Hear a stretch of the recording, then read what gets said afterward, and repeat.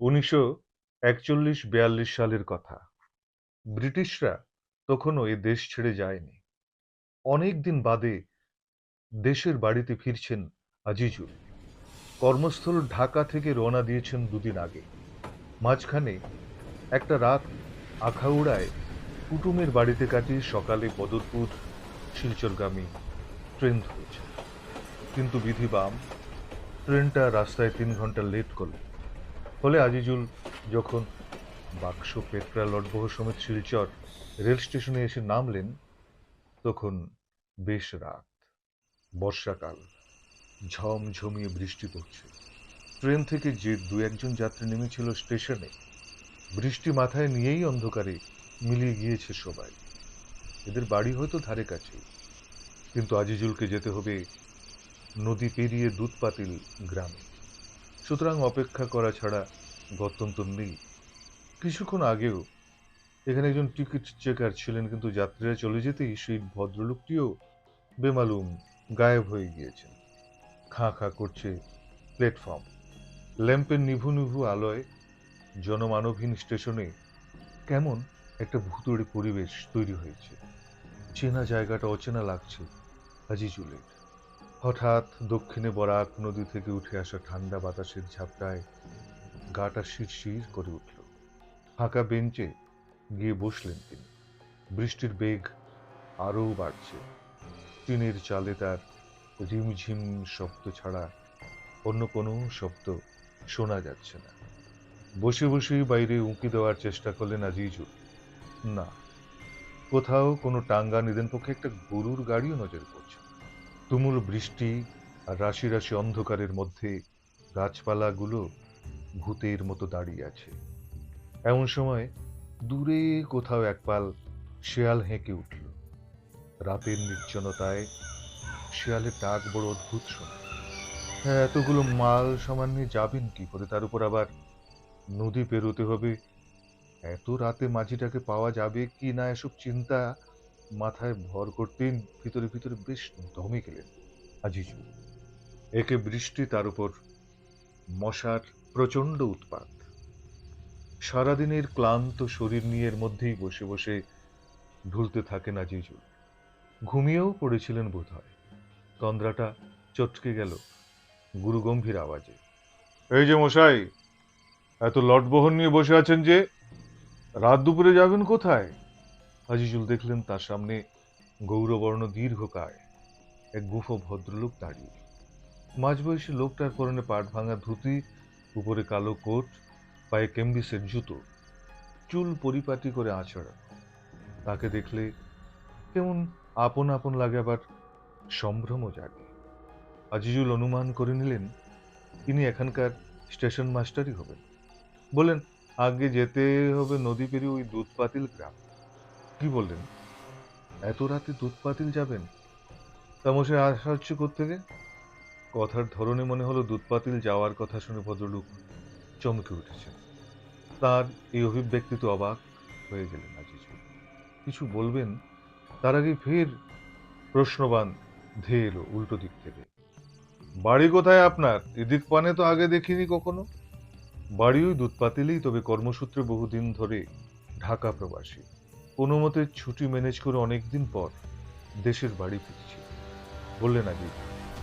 কি নাম আপনার? ঢাকায় কোন ডিপার্টমেন্টে চাকরি করা হয়? ফের জিজ্ঞেস করেন ভদ্রলোক। হ্যাঁ, এই দেখুন কথায় কথায় পরিচয়টাই দেওয়া হয়।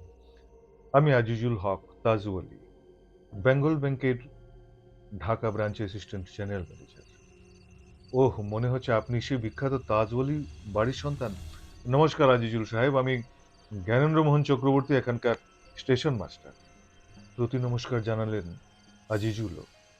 পরিচয় পর্বের পর জ্ঞানেন্দ্র মোহন বললেন, এত রাতে আর দুধপাতিল যাওয়ার দরকার নেই বুঝলেন।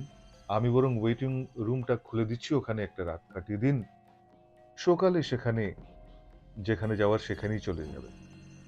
সে হয় না জ্ঞানেন্দ্রবাবুর চিঠি পেয়েছে, গিন্নির শরীরটা নাকি ভালো নয়, তাই যেতে আমাকে হবেই। কিন্তু এত রাতে সেখানে যাওয়া কি ঠিক হবে আজিজুল সাহেব? কেন, কি হতে পারে গেলে? এই প্রশ্নের জবাব দিতে গিয়ে মনে হলো অনেক কিছুই চেপে গেলেন জ্ঞানেন্দ্র মোহন বাবু। বললেন, আপনি অনেকদিন বাদে ফিরছেন তো এদিকের খবরাখবর জানেন না। রাস্তাঘাটও কি আর আগের মতো আছে? কোন খানাখন্দে পড়ে আবার কি কাণ্ড বাঁধিয়ে বসবেন, তাই আমার মনে হয় এত রাতে সেখানে না গেলেই ভালো। না, অনেক সাধাসাধি করেও আজিজুলকে আটকানো গেল। মালপত্তরগুলো স্টেশনে জ্ঞানেন্দ্রমোহন বাবুর জিম্মায় রেখে বেরিয়ে পড়লেন তিনি। সঙ্গে নিলেন শুধু ছোট্ট একটা সুটকেস। এর ভিতরে আছে ছেলের নতুন জামা প্যান্ট, গিন্নির ঢাকাই মসলিন শাড়ি ও কিছু বিলিতি কোম্পানির বিস্কুট, আর কিছু টুকিটাকি জিনিসপত্র যেগুলো ঢাকা থেকে নিয়ে এসেছেন তিনি। ঝড় বৃষ্টি মাথায় নিয়ে ঘাটে খেয়া পারাপারের মাঝিকে অনেক অনুনয় বিনয় করে পারানির কড়ির দ্বিগুণ কবুল করেও পারে গায়ের মাটিতে যখন পা রাখলেন আজিজুল, ততক্ষণে বৃষ্টি অনেকটা ধরে এসেছে। পাতলা হয়ে আসা মেঘের আস্তরণ ফুটো হয়ে চাঁদের আলো যেটুকু আসছে পথ দেখার জন্য, সেটা যথেষ্ট না হলেও একেবারে মন্দ বলা যায় না। একসময় এর চেয়েও ঢের বেশি অন্ধকারে চলাফেরার অভ্যেস ছিল তার। প্রায় ২ বছর পর বাড়ি ফিরছেন আজিজুল। ঢাকার নগর জীবনের চাকচিক্য এখানে নেই, তাতে অবশ্য কিছু যায় আসে না। হাজার হোক এ তার জন্মভিটে, মায়ের মতো। এক অজানা খুশিতে মন ভরে গেল আজিজুলের। গায়ের মাটিতে দাঁড়িয়ে বেশ কয়েকবার জোরে শ্বাস নিলেন। আহারে, দেশের বাড়ির কথাই আলাদা। এখানের হাওয়াটাও যেন মিষ্টি। এমন প্রাণ জোড়ানো বাতাস ঢাকা শহরে কোথায়? ভাবতে ভাবতে চাঁদের পাণ্ডুর আলোয় চারপাশটাতে একবার ভালো করে চোখ বুলিয়ে নেওয়ার চেষ্টা করলেন আজিজুল। দেখতে পেলেন দূরে বাঁওড়ের কাছে নদীটা যেখানে বাঁক নিয়েছে, সেখানে কয়েকটা মানুষ। সেই শৈশবকাল থেকেই জায়গাটা চেনেন আজিজুল।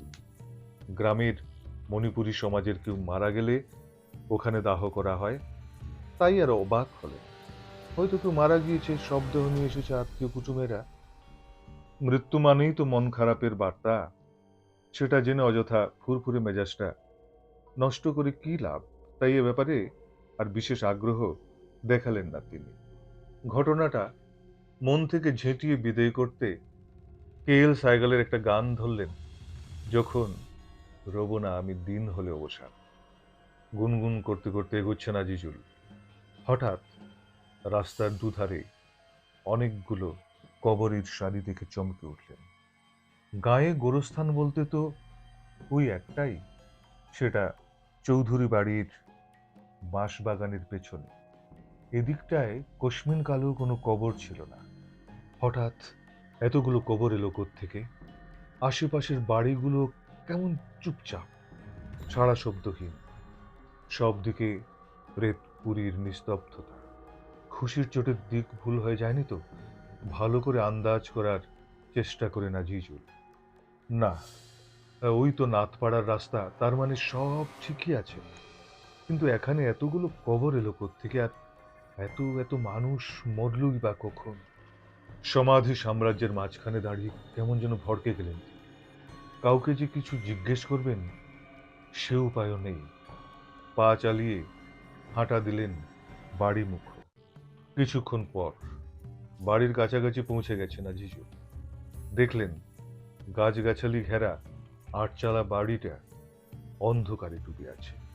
কাউকে ডাকাডাকি না করে সোজা পুকুর পাড়ে চলে গেল। বাইরে থেকে এলে ঘরে ঢোকার আগে মুখ হাত পা ধোয়া তার বহুকালের অভ্যেস। ঘাটের কাছে জুৎসই জায়গা দেখে সুটকেসটা রেখে পরিষ্কার হলেন আগে। তারপর বারান্দায় উঠে খাটো গলায় পত্নীকে ডাকলেন, সালমা, ও সালমা, দরজাটা খোলো। ভেতর থেকে কোনো সাড়া শব্দ নেই। ২-১ মিনিট এভাবেই কেটে গেল। বড় আতান্তরে পড়ে গিয়ে আজিজুল ভাবলেন, সারাদিন খাটাখাটুনির পর বেচারি হয়তো একটু ঘুমিয়েছে, তাকে আর এই মাঝরাতে জাগানো ঠিক হবে না। তার চেয়ে সাজিদকে ডাকলে কেমন হয়? সাজিদ আজিজুলের ভাই, বয়সে ৪ বছরের ছোট। তার ঘরটা এই ঘরের পেছনে। সেদিকে যাওয়ার জন্য পা বাড়িয়েছেন কিনা হঠাৎ ভিতর থেকে ভেসে এলো নারী কণ্ঠের আওয়াজ। বাবলুর বাবা নাকি গো? তুমি কখন এলে? এই তো, এই তো সালমার গলা। কিন্তু কিন্তু আওয়াজটা এত দুর্বল লাগছে কেন? তার মানে তার মানে বেশ শক্ত অসুখ বাঁধিয়ে বসেছে সে। বাইরে দাঁড়িয়েই শশব্যস্ত হয়ে উঠলেন আজিজুল। বললেন বললেন তোমার গলাটা এরকম শোনাচ্ছে কেন সালমা? আচ্ছা শোনো, তুমি অযথা ব্যতিব্যস্ত হয়েও না, আমি বরং সাজিদের ঘরে চলে যাচ্ছি। সকালে তোমাকে ডাক্তারের কাছে নিয়ে যাব। না না, এ তো রাতে আর এদিক ওদিক যে লাভ নেই। তুমি বরং দরজায় ধাক্কা দিয়ে দেখো, ওটা ভেতরের দিক থেকে ভেজিয়ে রাখা। কথা মতো হালকা হাতে ধাক্কা দিতেই দরজাটা হাট করে খুলে গেল। দুর্বল গলায় সালমা বললেন, শরীরটা শরীরটা ভীষণ ধরেছে গো। দরজা খুলে দেওয়ার মতো শক্তিটুকু আর অবশিষ্ট নেই। আমার কিছু নেই, অবশিষ্ট নেই আর। হ্যাঁ গা, তুমি কিছু মনে করোনি তো বাবলুর বাবা? কি যে বলো না সালমা, আমি কি এতটাই পাষাণ যে শরীর খারাপ হলেও উঠে দরজা খুলে দিতে বলবো? জানি গো জানি, তারপরও ভীষণ খারাপ লাগছে জানো।